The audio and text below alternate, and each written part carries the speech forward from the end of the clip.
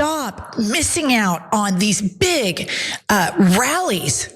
Hakeem and Chuck should have been front and center introducing the next mayor of New York City, but no, they wouldn't show up because they're that are beholden to the same corporations that helped Donald Trump get elected. And this is just an embarrassment.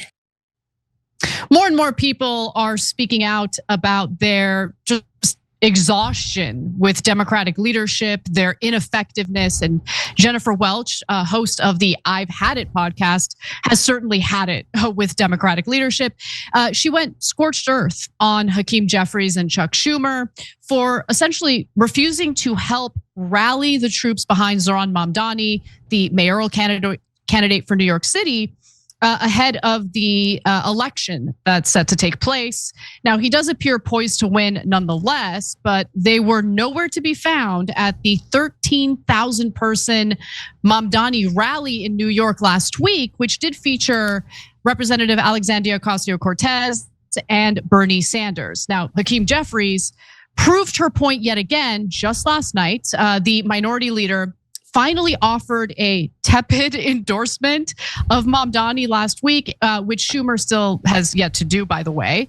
But when asked last night why he decided to endorse now as opposed to earlier, Jeffries made sure to distance himself as much as possible from Zohran Mamdani, which seems like it's kind of a half-assed endorsement, but nonetheless, let's take a look.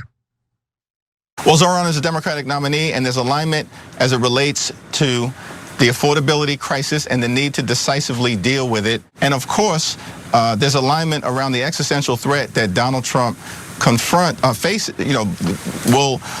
bring to the city of New York. Boy. So we got to continue our coverage of the full-blown civil war happening in the Democrat Party over the soul of the party, okay? Which direction is the Democrat Party going to go in? Now, me personally, I think that the war is over. I think that the far-left extremists have won, okay? When you have people like Hakeem Jeffries, who's a leader of the Democrats in the House, endorsing a socialist, okay, and Zohran Mamdani for New York City mayor, that should tell you everything you need to know. The Democrats have been defeated, okay? Now, John Fetterman is one of the lone Democrats that has enough cojones to come out and to tell the truth about the direction that the Democrat Party is going in, which is that, hey, if you guys continue to go in this extremist direction, we're going to lose elections, okay? And I want to talk about this because you have the extremists in the Democrat Party, the radical feminists, okay, the communists. They are encouraging Democrats to continue to become more and more extreme, okay? Like, for example, Botox Rogan, okay, aka General Welch, of the I've Had It podcast, has become the biggest influencer for the Democrat Party, pushing them in a much more extreme direction that, in my opinion, I think is going to turn off a lot of people. Like, for example, she's essentially encouraging Democrats to openly get in bed with people who celebrate the assassination of Charlie Kirk. Take a look. And shame on Jeffries and shame on Schumer for not being at that rally. Seriously, that is the most despicable Democratic leadership I've ever seen, especially considering they're both New Yorkers. It's just embarrassing for Democratic leadership. And then finally, if you think this Zohran thing is happening just in New York and you think people are waking up only in New York City, you're mistaken. Look at this clip of a wine mom at the No Kings March. Play the clip. Whatever his name was? Charlie Kirk, ma'am? Yeah, him is horrible. Horrible. Charlie Kirk is horrible? Yes, I'm glad he's not here. You're glad he's dead? Yes. Why would you say something like that, ma'am? Because he was horrible on the campuses, the college campuses. Horrible person. You know what? I do the exact same thing. Well, would you be glad if I would die? Maybe. I'd have to think about it. You should be ashamed of yourself. You should be ashamed of yourself. Your friend just said she'd be happy if I died. I think we need to. So listen up, Democratic establishment. You can either jump on board with this shit or we're coming after you in the same way that we come after MAGA. Period. Stop taking AIPAC money. Go on an I'm sorry I took AIPAC money atonement tour if you want to stay in power. Stop missing out on these big rallies. Hakeem and Chuck should have been front and center introducing the next mayor of New York City, but no, they wouldn't show up because they're that are beholden to the same corporations that helped Donald Trump get elected. And this is just an embarrassment. Kudos to Bernie, to AOC, to Zoran.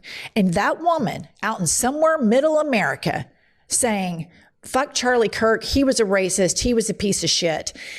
There are so many more of us than there are of them. And these Democrats that continue to play patty cake with corporations and lobbyists, nobody wants that. Nobody wants you. We want politicians to speak freely and look at what the benefit is. Look at what is happening in New York. All right, y'all, quick break from the show because this is important. Look, we talk a lot here about standing up for yourself, not letting big corporations, the government, or anybody else push you around. But what happens when real life hits, car accidents, workplace injuries, medical mistakes, and suddenly you're the little guy going up against a massive insurance company? Well, that's where Morgan & Morgan comes in. There's a reason reporters never run out of breaking news. Just like there's a reason Morgan & Morgan is America's largest injury law firm. They've recovered over $25 billion for 500,000 clients with more than 1,000 lawyers nationwide, and they're built on one simple idea. For the people. That means when you're hurt, you don't pay them a dime up front. They only get paid if you win. And trust me, these big companies have teams of big lawyers working against you. You need somebody just as powerful fighting for you. When you hire Morgan & Morgan, it's like hiring a legal army that has your back. If you're injured because of somebody else's negligence, you deserve to be paid. So if you've been hurt in an accident, at work, or anywhere in between, don't roll the dice alone. You can check out Morgan & Morgan. Their fee is free unless they win.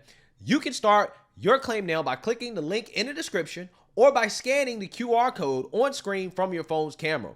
Because at the end of the day, protecting yourself and your family isn't just common sense. It's conservative values in action. Wow. Wow. Wow. Wow. Go for it, Democrats. Go for it. Go for it, right? Like, seriously, if this is going to be your leader, right? If this is who you're going to follow, hey, good luck winning elections. I personally do not believe, okay, that clip that woman showed represents middle America, right? And what middle America wants, right? I don't think that the Democrats getting in bed with people who openly celebrate political assassinations, okay? I don't think that's going to win them elections. But hey, here we are, right? These are the people that are dragging the Democrats to the left. I mean, don't get me wrong. Democrats are already far left. Hakeem Jeffries is already far left. Chuck Schumer is already far left. Nancy Pelosi is already far left, right?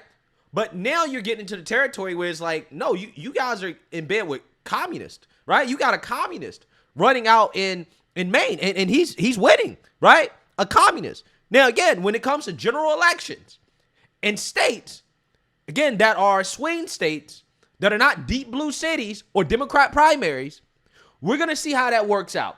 John Fetterman does not think that that's going to work out well for Democrats. And this is why he is on CNN. He's on all these platforms warning the Democrats, lashing out against his own party because he's like, you guys are too Trump deranged. You're getting too extreme, and this is not going to help us win. So without further ado, let's go ahead and get into this. Never going to change my party, but clearly we've lost the argument, and right now I think it's entirely appropriate to really be honest and just figure out why exactly have we effectively lost 2 out of the last 3 cycles, and a lot of the things we've really kind of really lost our connection with American voters in ways. And I think we can't just be, well, Trump is always wrong, or that we're going to set the country on fire or whatever. That's just not true either, of course. But, you know, when I represent a state like Pennsylvania, that keeps you honest.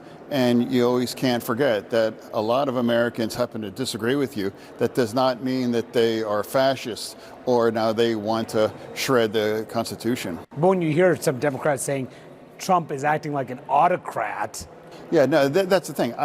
If you actually compare him to an actual autocrat, that is not just that. Now, last night, for example, people were were they were protesting about, oh, that's the Hitler thing. You just don't ever compare anyone to Hitler and those kinds of extreme things. Yeah, not only that, if Trump was actually an autocrat, if he was anything close to what these people claim that he is, then protests wouldn't be happening, right?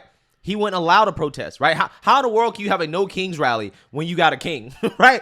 That doesn't make sense. It's almost as if these people have never read a history book, right? Which, again, is probably why they're liberal. But yeah, I mean, if Trump was everything these people claim, then, again, you wouldn't be able to go on national television and to say the things that Democrats say on a daily basis about the president. Like, what he's saying is that you guys are exaggerating about the quote-unquote threat that Trump is, right?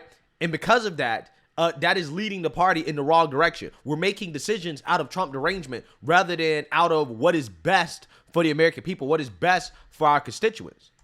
Now, look what happened to Charlie Kirk. I mean, the man was shot. Now, we have to turn the temperature down. It's like we can't compare people to these kinds of figures in history. And this is not an autocrat. This is a product of a democratic election. So you don't think... Yeah, but see, John Fetterman, you don't understand. Botox Rogan said that if Democrats don't get in bed with the people who celebrate the death of Charlie Kirk, then they're going to treat the Democrats like MAGA, right? They're going to treat any Democrat who does not get in bed with people who celebrate the political assassinations, they're going to treat them like MAGA, which could be a threat of violence. Let's be real. Let's be real. Considering how these people have shown us that they have no problems whatsoever with political violence against people they disagree with, again, that could be interpreted as a threat of violence towards Democrats. Hey, if you don't get on board with what we want, okay, who knows, right? Who knows? MAGA isn't the only target, right? MAGA isn't the only people we'll go after. We'll go after you too, which again partially explains why these Democrats are so afraid to stand up to these people, because these people will use violence to get what they want. Remember, I covered a story, and I'll never forget this. When Democrats were pulling up to these ICE facilities, demanding that they be let into the facilities, despite the fact they have no appointment whatsoever, right?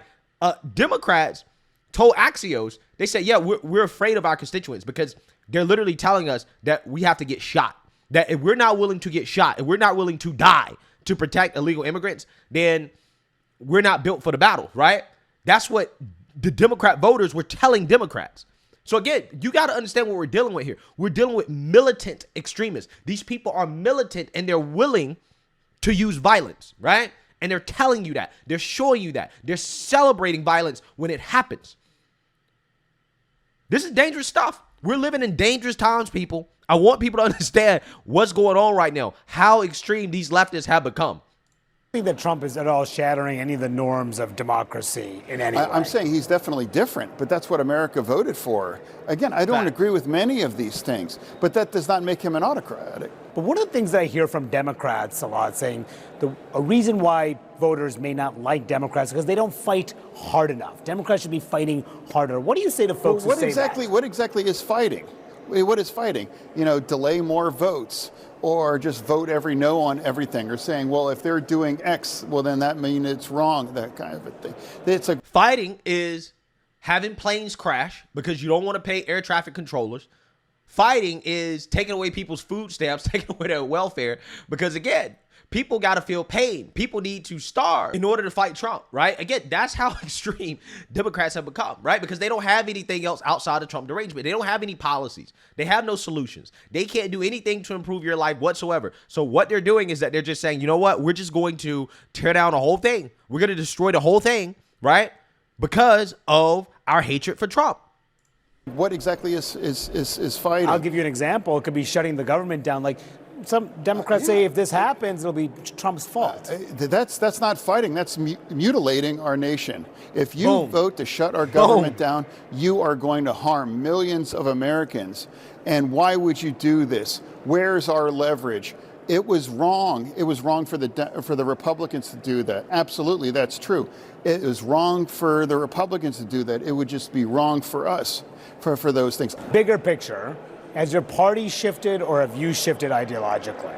my party is acting in a way they have forgotten. They have forgotten one of the reasons why we lost in 2024. Some of the most extreme things were weaponized against that. And now some people think now we have to double down on those things, or we must become more progressive or more extreme. That's absolutely not true.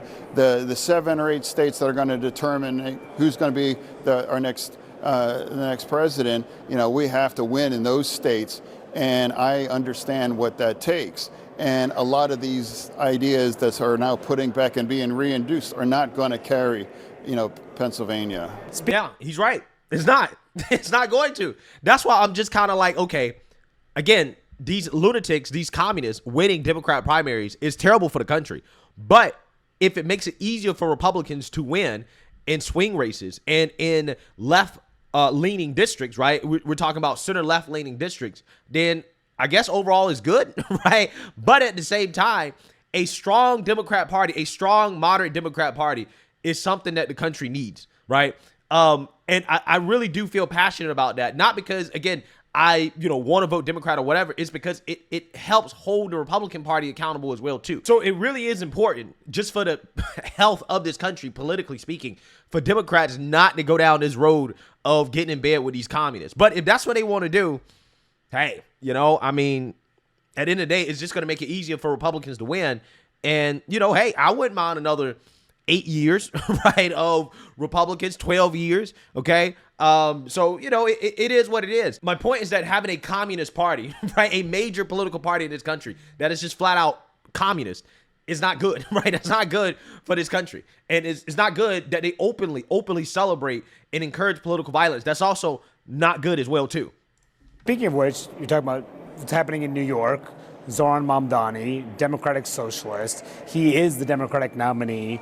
And polls do say that he is ahead by a significant margin in that race. I mean, is this where your party is headed? And is it a wake-up call to Democrats like yourself? I don't believe that.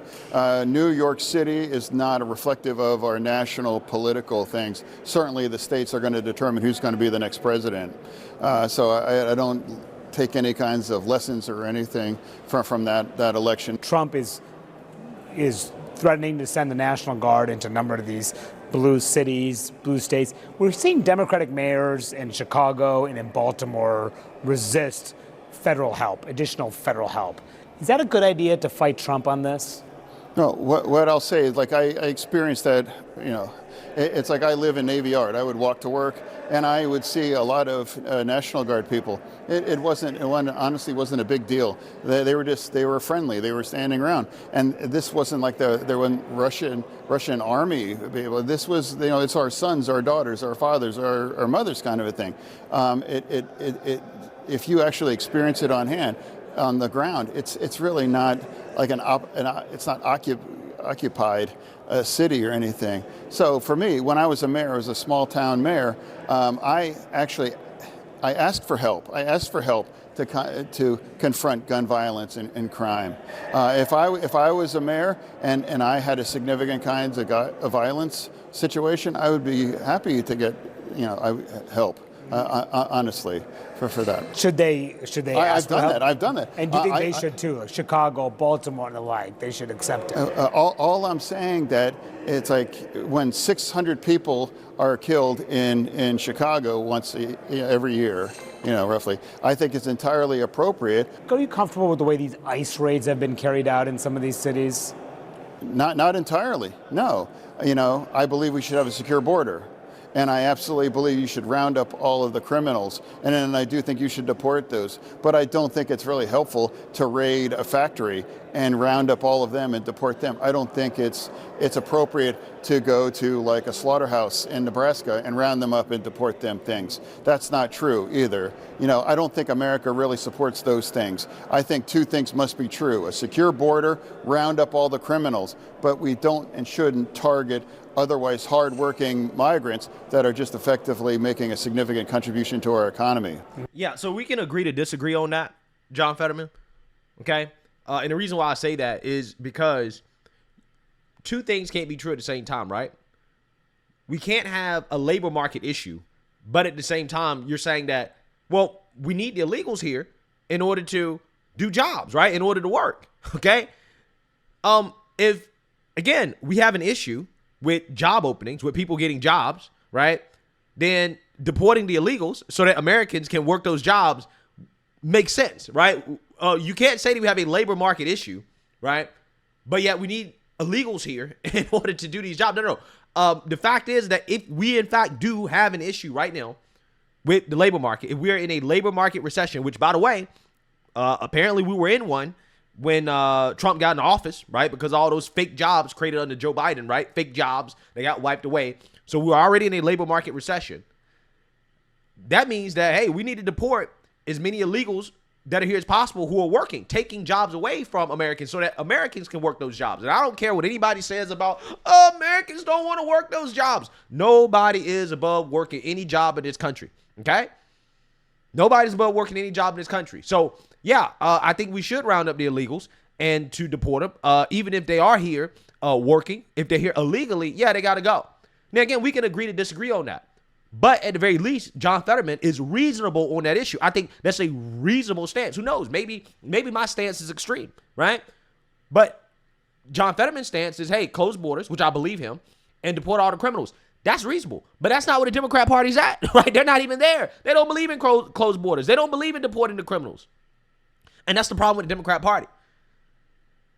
They are not even close to what American people are on the key issues in this country. Like, again, the economy, like crime, like immigration. They're far left. They're super far left. And John Fetterman is rightfully calling this out. He's rightfully hitting the panic button, right? Stating that, hey, guys, we're going to lose. We're going to lose in the states that actually decide the election if this is the direction that we want to go in, right? If we're going to put some far left extremists as the leader of our party, then yeah, we're not going to win in swing states. We're not going to win in middle America. But it looks like that is the direction that the Democrat Party is headed in. And if Zohran Mamdani wins the New York City mayor's race, which it looks like he will, is only the beginning. You already got a communist winning out in Maine in the Democrat primary. More of these people are going to run, which means that in the Democrat primary, okay, we talk about the presidential primary, that means whoever is the furthest left is probably going to have the best shot of winning, right? Whoever's the furthest left, whoever can be the most Trump deranged lunatic, the most progressive lunatic on stage is probably going to win. So you're talking about AOCs of the world, right? You're talking about the most far left of the Democrats being the favorites right now. And if that's what they want to run with, then yeah, I mean, we're going to have a JD Vance, Rubio, or who knows, maybe DeSantis, Rubio, or DeSantis, JD Vance, or JD Vance, DeSantis, whatever, right? We're going to have 12 more years of Republicans, right?